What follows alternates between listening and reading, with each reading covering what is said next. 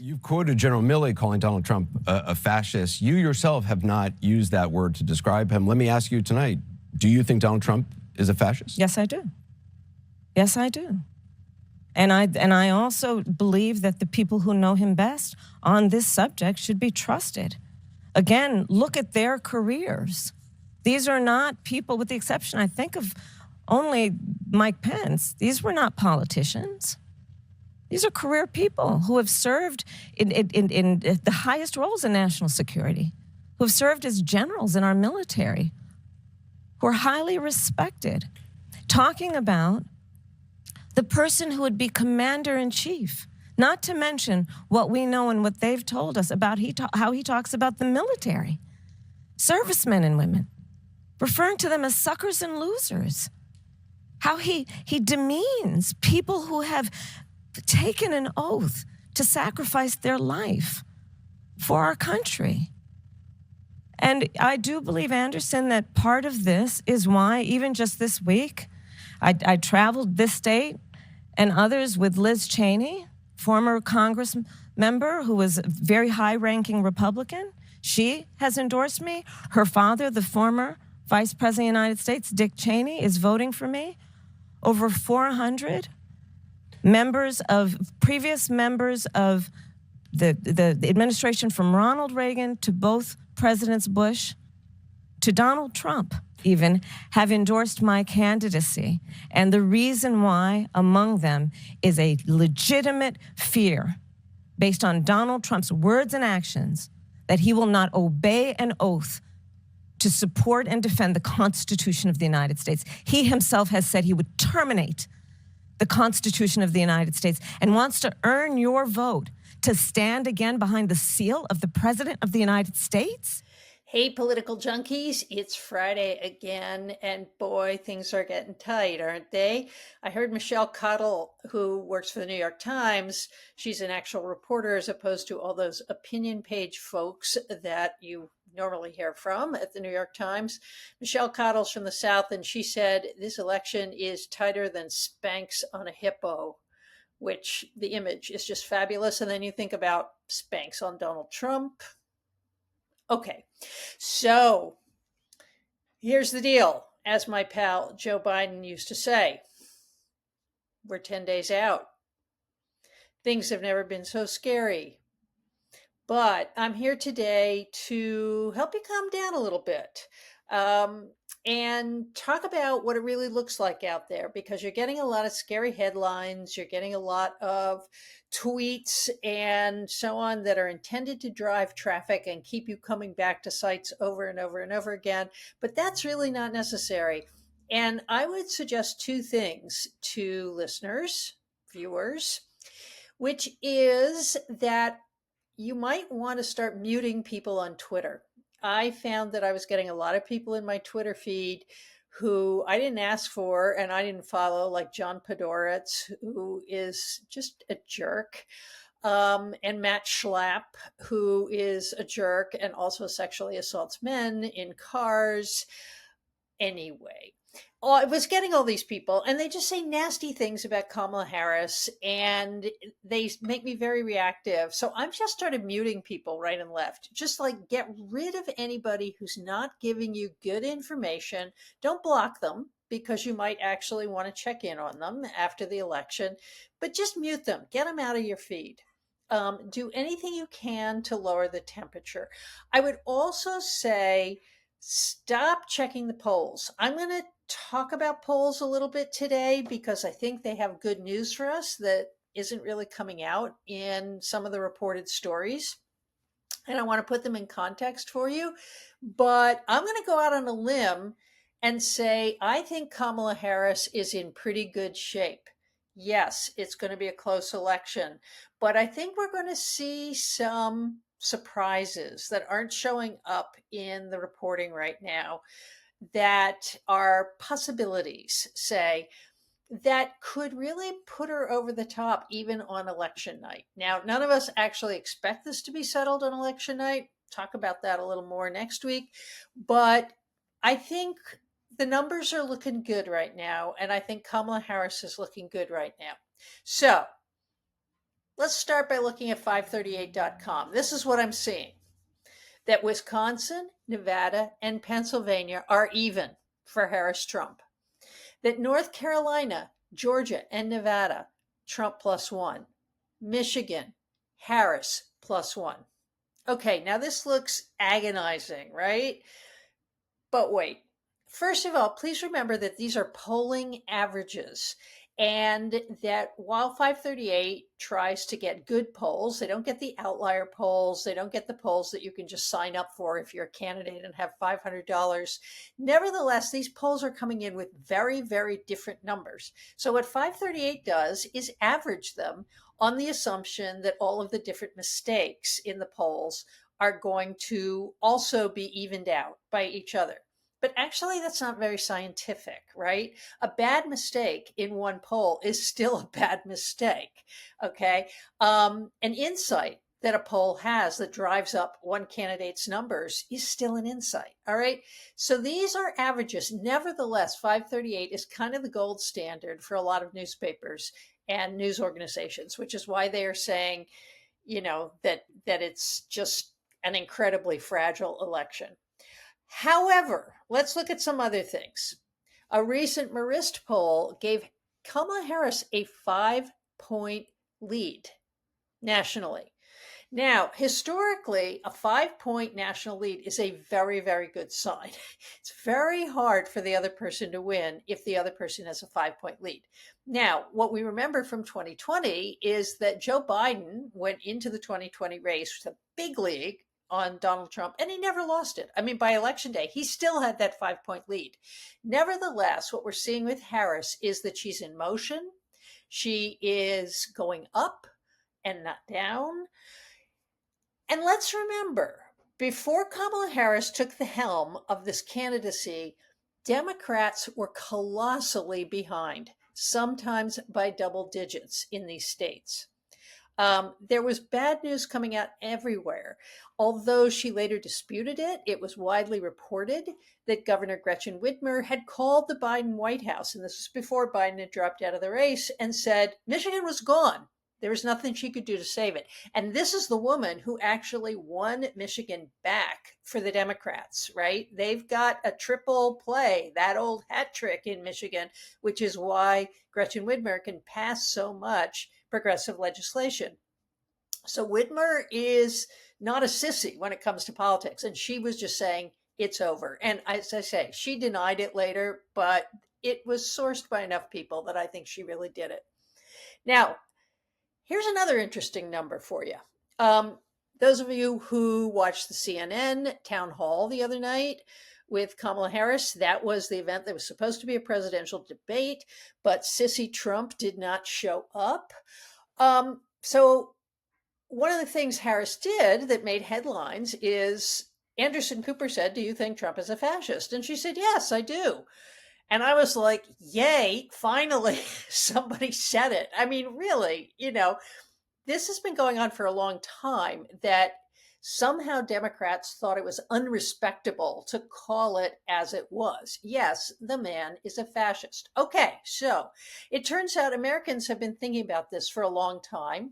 And there's a new ABC News poll that says, wait for it, 49% of Americans, when asked directly, said that Trump was a fascist. Now, they didn't break it down between Democrats and Republicans, which I think is kind of interesting. Like, are there people who are planning to vote for Donald Trump who also think he's a fascist? Are there people who are like, yeah, we should try fascist? Why not? Now, they didn't just say, is Donald Trump a fascist? They actually defined what a fascist was. As they said, a political extremist who seeks to act as a dictator, disregards individual rights, and threatens or uses force against their opponents. Now, that's actually not a very good definition of fascism. We can talk about that maybe in a later video cast, but nevertheless, that was the description they had. Interestingly, 22% of respondents, and these people have to be Republicans, said they thought Kamala Harris was a fascist. And that kind of has to make you wonder what they think a fascist is. Okay? So, what does this mean? Well, it means that Americans are motivated, or at least Americans, that 49% of Americans who think Donald Trump is a fascist and let's hope don't want a fascist may be really committed to getting out and voting. Probably also means that 22% who think Kamala Harris is a fascist, they may be committed to voting too, although it's always very hard to know with MAGA world, because there are a lot of people who are very active in MAGA world who seem to enjoy the community of MAGA, but may or may not actually be voting. Okay. So what does this mean? Well, it actually means nothing. This isn't a referendum on, does America want to be fascist or not? But I actually thought it was interesting that it's obviously a bigger discussion that ABC was tapping into. Okay. So what's the real point here? This is a turnout election, friends. And first, let's talk about what a turnout election is. That's an election in which the party that actually gets its voters to the polls are going to win. Now, you might think, well, isn't that always the case? Isn't it always the case that the party that gets their people to the polls wins? Well, yes. But in some districts, for example, Republicans outnumber Democrats by so much, or vice versa, that, basically you can be grabbing people off the street and saying, hey, wouldn't you like to vote? And that party's going to win. All right. But this is an election in which turnout is going to matter in two different ways. First of all, driving heavy Democratic turnout in major cities, okay, will help build Harris's lead. At the same time, what the Democratic Party wants to do is drive turnout in red districts and red counties and so on to try and depress the Trump vote. Okay. So even in a district that the Democrats know they're going to lose, they want to get out as many votes as possible to depress the Trump turnout. Okay. So that's what a turnout election is, which is you are actually working on getting your people to the polls. Now, there are really two kinds of voters. One is likely voters, and one is people who vote irregularly. Democratic Party, operations focus on the likely voters. They focus on people who are like ride or die voters, people who can be counted on over and over again to get to the polls. And in fact, Democrats win when they get their people to the polls, right? Now, here's the interesting thing. The Trump campaign is focusing on unlikely voters. Okay, so you got this frozen election. The Democrats are getting their people to the polls. They're trying to woo undecided or reluctant Trump voters to the Democratic side. Meanwhile, actually, Trump has hit his ceiling. He hit his ceiling a very long time ago, which is about 48%. Okay. So his people are focusing on getting unlikely and irregular voters to the polls. Now, the other interesting piece about this is the Trump campaign is not managing its own get out the vote operation. Why? Because the Trump campaign has actually destroyed the Republican Party. The Republican Party, in many ways, does not exist as a discrete organization separate from Donald Trump. Okay, so that turnout operation no longer exists. And where it does exist, the Trump campaign is unwilling to trust the local Republican parties to get their vote out. So what have they done? They have outsourced it to two groups, one of which is a PAC run by Elon Musk, who has never done voter turnout before in his life, has no effing idea what he's doing. And they've also outsourced it to Turning Point USA, which is basically the youth arm of the MAGA movement.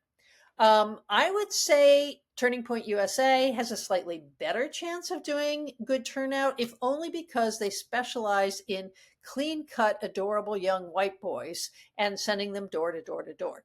But here's the problem with unlikely voters. Unlikely voters are unlikely for a reason.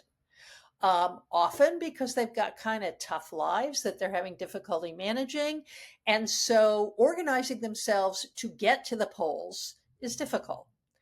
Another reason to be an unlikely voter is that you don't believe in absentee balloting or voting early or any of the things that allow you to say, hey, the polls are open on Saturday morning when I know I don't have a shift, but I might get a shift on election day. So I'll just go and vote now. All right. Unlikely voters don't do that. Why? Because they actually don't care. They're not that connected to the political system, but also because even if they do care, they kind of have hard lives. So that's a place where I think we may see some air opening up between Harris and Trump on election day. All right. That's something that can't be measured. It can't be polled. The pundits don't want to go out on a limb and say it, except yours truly says Kamala Harris is going to get better turnout than Donald Trump is going to get. Now, there's some things that have been polled that we do know something about, one of which is this is going to be the biggest gender gap election in the history of the United States.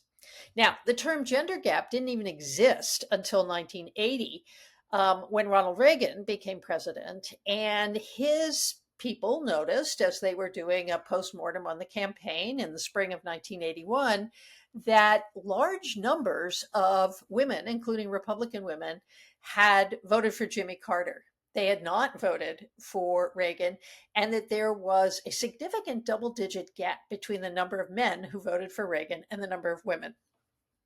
Okay, now there was an easy reason for that, which is Reagan came out against the ERA. He came out against abortion, which at that point had only been legal in the United States, all 50 states, for 7 years. Okay, and Reagan was promising to end it, right? So there's all kinds of reasons. Feminism is at its height. All right, but fast forward 44 years later, why do we have a gender gap now, and what does it look like? There is a 30-point lead for Harris with young women, which is a 20-point jump from Biden. Now, men have a 10-point lead for Trump. That's up 8 points since Joe Biden dropped out of the race. But when you look at young men who definitely plan to vote, as opposed to men who in theory might vote or they actually might not vote, men who definitely plan to vote, Kamala Harris has a 17-point lead with those men. Okay, so what we may be looking at with Trump is a really soft number with men. Now, I'm not differentiating between black men and white men for the simple reason that I think there's been too much focus on black men not voting for Kamala Harris when it's actually white men who are going to make all the difference in this race. Black men actually are voting for Kamala Harris, something like 75 to 25%. So it's really white men who are voting for Donald Trump. And I think, we need to be clear not to demonize black voters because of our anxiety on this point. But what are we seeing? Okay, 17-point jump for men who are likely voters who will vote for Harris. 69% of likely female voters plan to vote for Kamala Harris. Okay, so in those numbers, that 30-point lead, actually, of that number, 69% of the likely female voters plan to vote for Kamala Harris. And can I just say, abortion, abortion, abortion, abortion. Young women know that their futures are at stake here. I hope they're not frightened, but I hope they're frightened enough to get their selves down to the polls. Okay, so what else are we seeing? We're seeing what may be an anemic religious vote for Donald Trump. And I haven't seen this reported anywhere. But it came across my desk that there was research done at the Cultural Research Center at Arizona Christian University that suggests very low enthusiasm in the demographic that we loosely call religious voters. In fact, ACU says they have the data that as many as 104 million people of faith, including 32 million self-identified Christians, are actually unlikely to vote in this cycle. Now, there's a variety of reasons for that they don't really like politics anymore, they're exhausted with politics, but also they really don't like Donald Trump. Okay. And I'll be interested to see after the election what kind of data they get on particularly Christian voters, because this is, of course, the group that was mobilized heavily in the Republican Party in the 1970s and 1980s in relation to abortion and the pro-life movement, Christian values, homosexuality. And of course, the Republican Party has been running that culture war really, really hard. But you have to ask, are Christian voters really such awful people?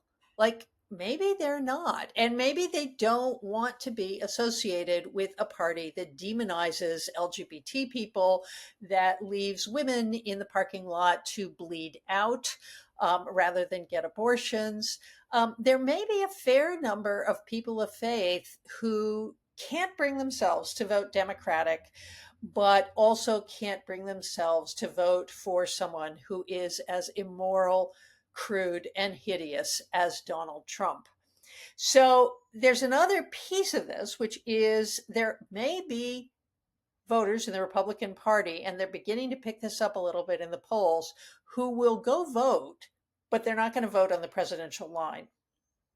So the big conversation has been about young Democrats or young progressives withholding their votes from Kamala Harris because of Gaza. There's been very little conversation about Republicans withholding their votes from Donald Trump because he is an unlikable, horrible human being. Okay.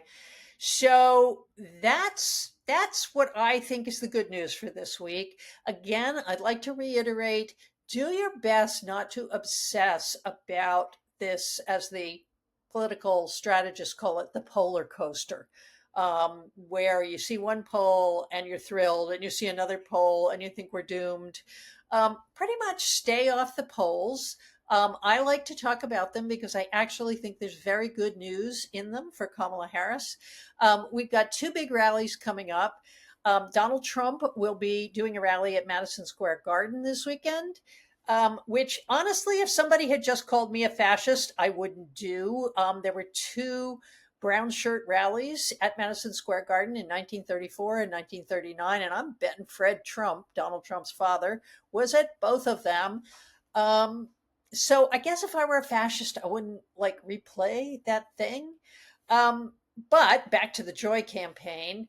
Kamala Harris is going deep into the heart of Trump country. She's going to be holding a rally in Houston, and Beyonce is going to be there. So keep your eye on whatever you watch Harris rallies on, because Queen Bee is going to come there and sing. And frankly, I'm thrilled about that, not just because I'm a Beyonce fan, but because I actually think she's one of the most powerful Black women in America. And putting her center stage is a way of acknowledging that. She didn't get nominated for a single country music award for her Cowboy Carter album, which is a brilliant album. So the fact that Kamala Harris is lifting her up and she's lifting Kamala Harris up makes me feel strong. And I hope it makes you feel strong too. All right. Closing segment, what I want to go viral this week. Now, this is to really cheer you up. There's a new book by Craig Brown, who wrote another book called 99 Glimpses of Princess Margaret, which is one of the most brilliant biographies I've ever seen, because you can't really get into the royal papers, so you can't write biographies of the royal family because there's no evidence. So what he did is he wrote this from all of the ways other people saw Princess Margaret. And it's a narrative that sort of proceeds with everybody else's eyes on Princess Margaret. So he's doing kind of the same thing with this book that I'm going to recommend to you, except about Queen Elizabeth. And the book is called Q, A Voyage Around the Queen. And obviously, similar idea, not to dig into the Queen, but to know her as other people knew her, as other people observed her. It is a delightful book. It is a fun read. You will, pop some popcorn, get yourself a cup of tea, however you can get comfortable, snuggle down in a couch with a dog and a quilt and read this book like all Saturday and Sunday afternoon. And let me guarantee you, it will take your mind off the election for just enough precious time to allow you to recharge. So hang in there. We're going to win this thing. I really believe it. And I'll see you next Friday. Neil will be back. And Lord knows what we'll have to say. We will have bitten our fingernails down to the quick, but we'll be with you all the way. Bye-bye.